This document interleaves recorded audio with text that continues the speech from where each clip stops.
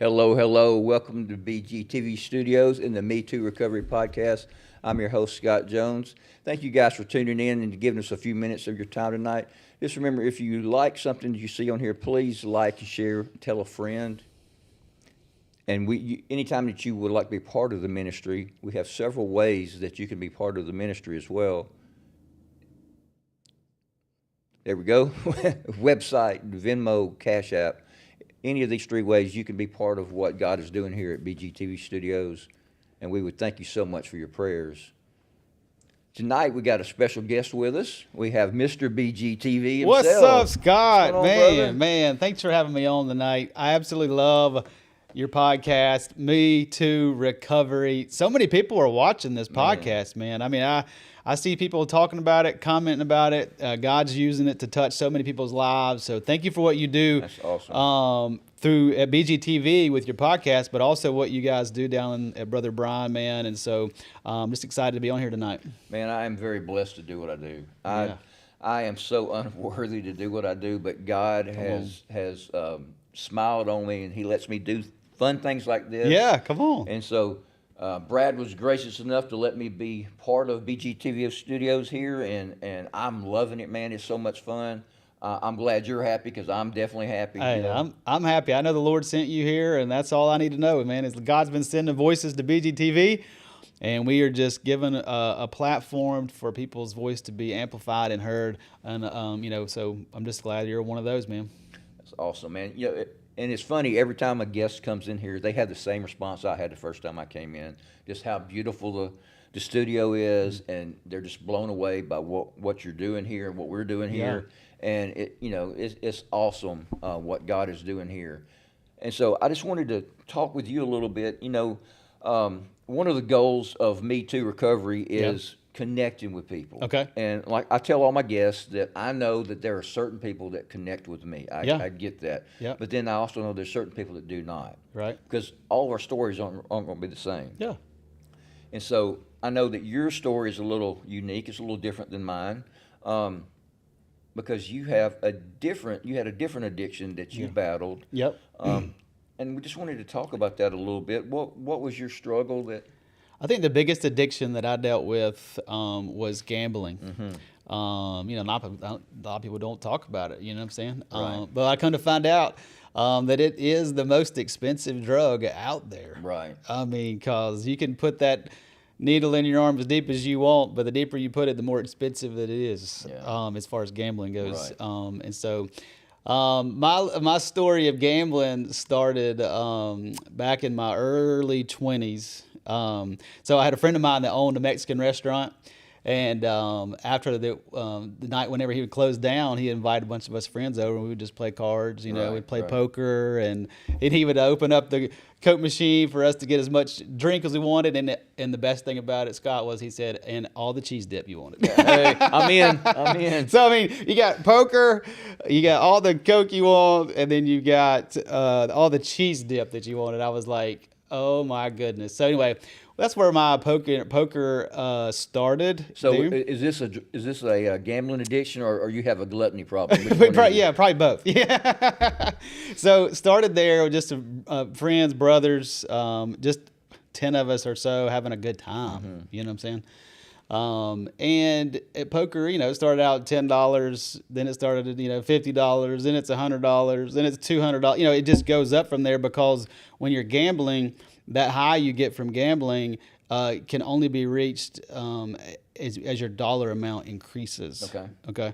So I remember one day that going on for a long time, and one day I come to find out that the poker game was not going to happen that night, and I was like, oh no, what am I going to do? And I was off that work that day and that night, and so I was like 23 years old, I think, and I said, I got this harebrained idea. I'd never been to a casino, and I was like, I'm going to casino. Mm-hmm. Now, this is back before we had GPS and cars and everything. And I went down to the gas station, and I didn't even buy the Atlas. I opened up an Atlas, and I knew there was a casino in Philadelphia, Mississippi. And so I was like, I'm just going to see where Philadelphia, Mississippi is. And I looked at the map, and I was like, okay, this interstate gets you there. And then I said, there'll be signs. And so I just took off. That'd be all right. That'd be signs. I'll figure out how to get there. So I took off and ended up there and when I walked in, my flesh was just like taken over. I mean, the sounds of all the casino, I mean, all of the slot machines and the lights and everything for someone who's, you know, the generationally had struggled with gambling, you know, so like, you know, people in my past, my grandfather and people like that had really struggled with gambling. So it was in our bloodline. And when I walked in there, it was like walking into another world, you know what I'm saying? It was like, oh man. And so, And they're so over the top. oh, they're so over the top. So anyway, through the years, just gambling became something that, you know, I would go to the casino anytime I could. I was always playing poker. And the local poker halls, man, they're the ones that, you know, you could, you had to have special knocks to get into. I mean, just different things like that where we would just always be playing. And so it was something that we did on a weekly basis, sometimes a daily basis. And so it was just a part of my life. But I grew up, I still loved God through all of this, you know what I'm saying? And gambling is not something that everybody looks as bad. Right. So it's something that can really go underneath the radar. Right. Where you're like, man, you know, it's not really that bad of a problem. You can justify it and that kind of thing. Buddy's playing poker, you know, it's not a big deal. Right. And it just depends on what level you're going to, you know what I'm saying? So through the years, it just got to a deeper level. And then God began to speak to me about that in my life. I mean, I was a youth pastor at a time, and then I was still gambling, you know what I'm saying? And so like there was these things where it was like God was calling me to a higher level, and he would ask me to quit, to lay these things down. But it was like it was hard for me to lay down, you know? And so my brothers and my parents and, you know, every once in a while we'd take trips. We go to Alabama football game, Roll Tide, you know what I'm saying? Well, besides yesterday, or 2 days ago. They're still in the hunt. Yeah, that's right. We're in the hunt. That's all right. So anyway, I was sitting there and God would tell me to lay it down, and then all of a sudden I would open up and I'd be like, I'm not laying it down, God. And then I would open up a Christmas gift, and my brother had given me tickets to like a Alabama bowl game or something, you know what I'm saying? And I'm like, and I knew what that means. We're going to go stay at a hotel casino and we're going to go to the game.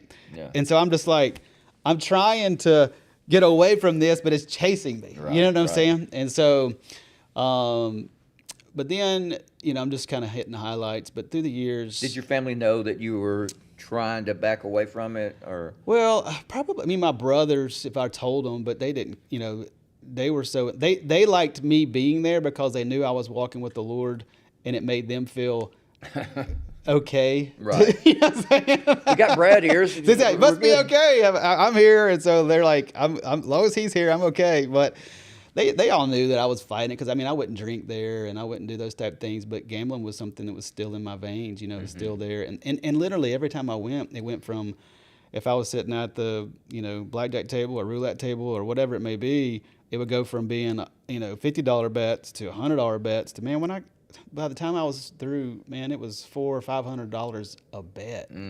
You're talking like massive money here. Yeah, that's a big swing. Yeah, I'm talking like not just, and I'm talking to bets every 30 seconds. Right.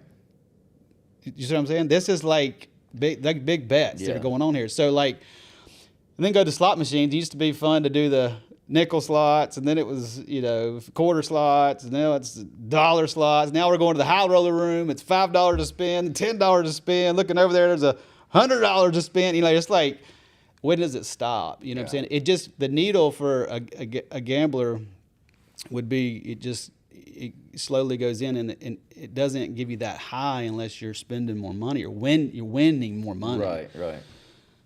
But it was, so me and my wife had marriage problems back in 2018, and I had laid down gambling.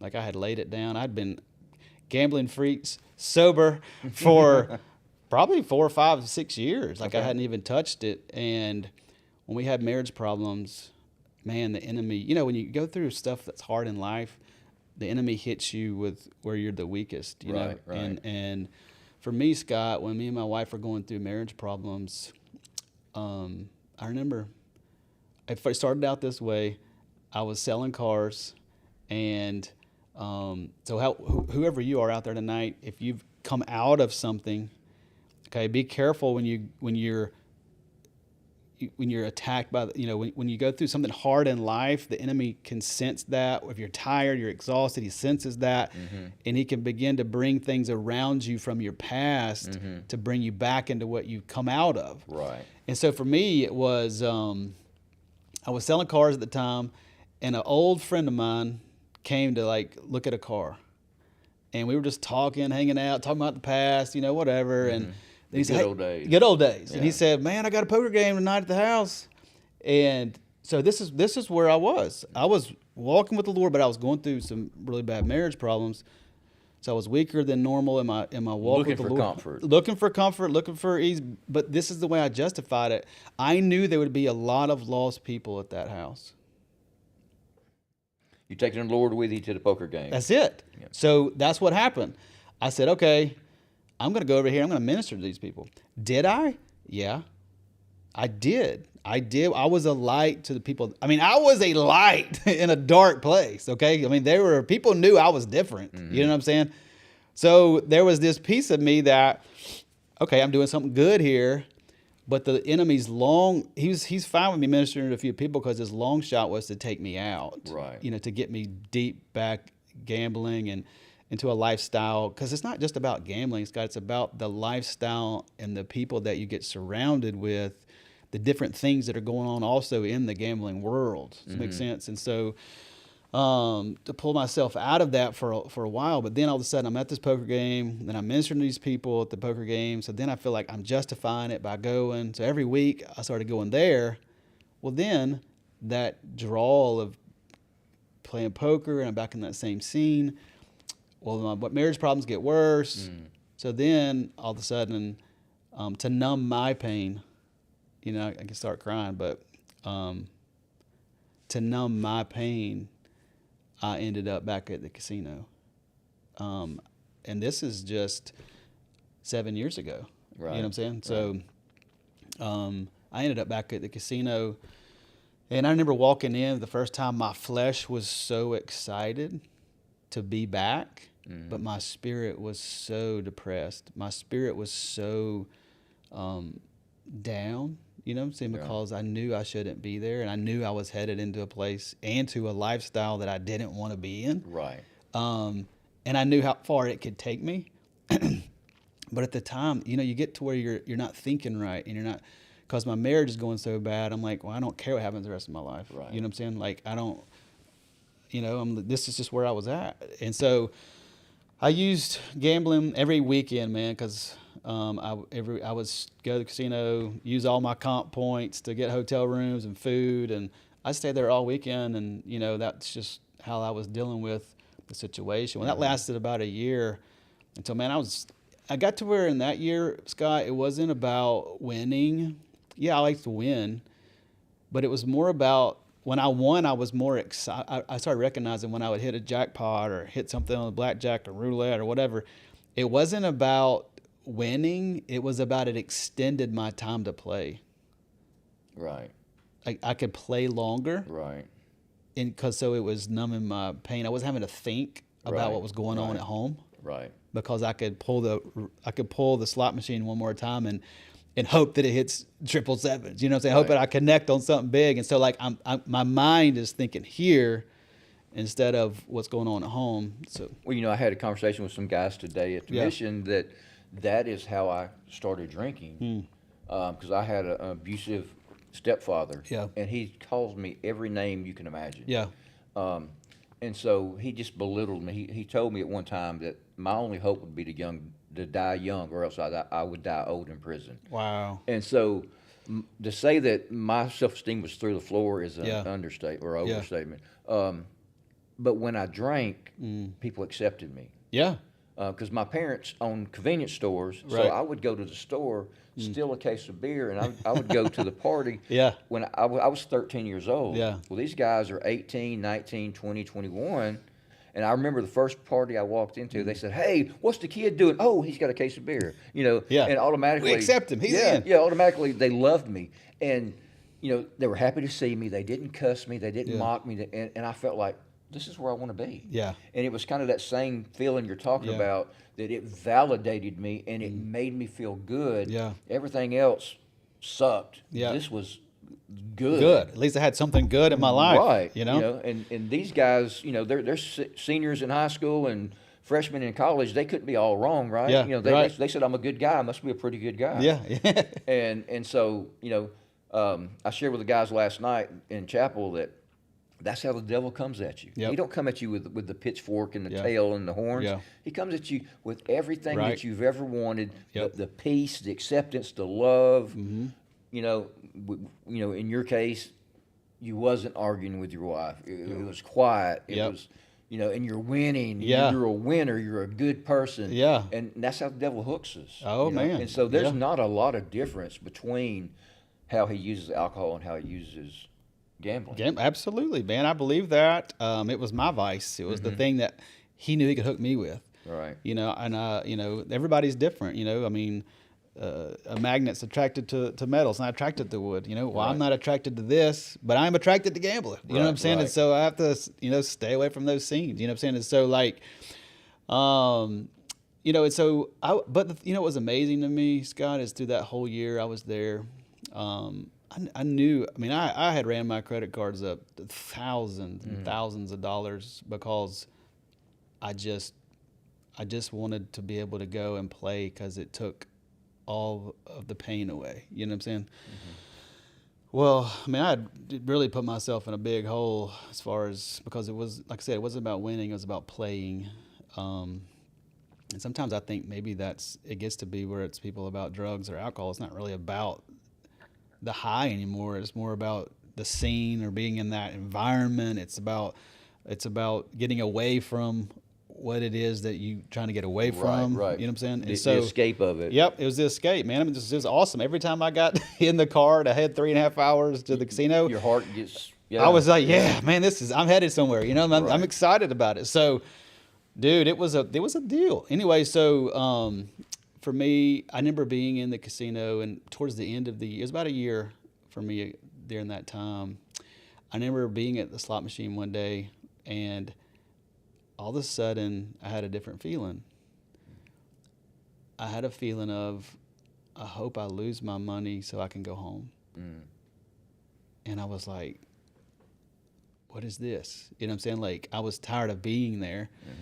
And it wasn't feeding that flesh that I guess, or wasn't feeding what I wanted. It wasn't doing what it was doing. But as I started having those thoughts, it was like God began to come to me, and he would be like, hey, I'm still here. He would start talking to me while I was at the slot machine. He started talking to me while I'm at the roulette table, screaming for it to hit red 21, but I'm hearing God's like, hey, I got more for you than this. You know what I'm saying? Just come back to me. And what's amazing to me is that God wasn't scared of my sin. Right. He wasn't scared to come into a dark place to find me. And that he still came into that casino where I was, just living in that cave. Okay? It was a cave, really, man. I was just in there. Right. Back, and God came in there to begin to pursue me. And the greatest... Is that not the most incredible feeling? Gosh. That when you think that you're just too far gone, God is right there going, are we ready yet? Yeah, are we ready? Yeah. Why are you here? Yeah. And that's one of the things, like, one of the greatest, I guess, statements is for me is just like, you can take 1,000,000 steps away from God, but it only takes one to turn back to him because he's right behind you. Right.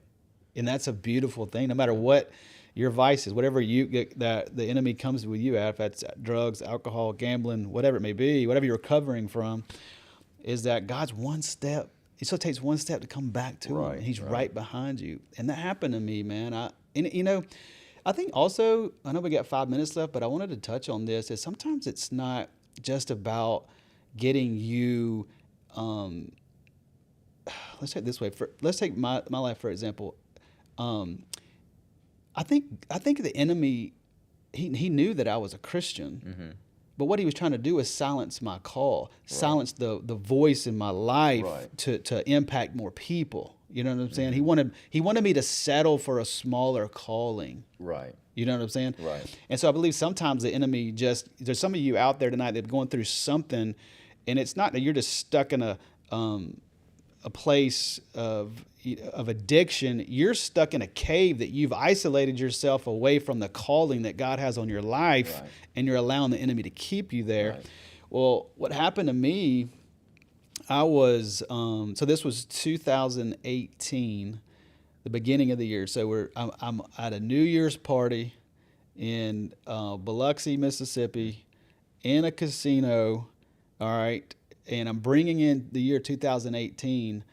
And I mean, there's thousands of people in this casino, right? And here comes midnight. It's about to strike 10, 9, 8, 7.